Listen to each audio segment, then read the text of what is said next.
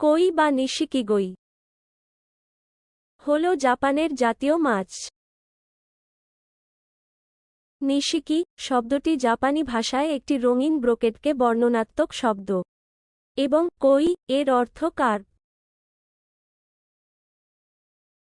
নিশিকি সাঁতার কাটতে পারা বা জীবন্ত রত্ন হিসাবে পরিচিত। এই কই মাছের অনন্য নামটি এসেছে জাপানি শব্দ নিশিকি থেকে, যার ঐতিহ্যগত অর্থ সুন্দর বা মার্জিত জিনিস। কই জাপানে প্রেম এবং বন্ধুত্বের প্রতীক।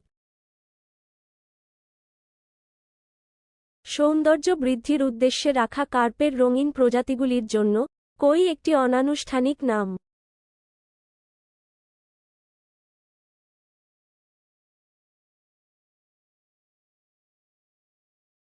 শোভাময় কইয়ের অনেক প্রকার রয়েছে।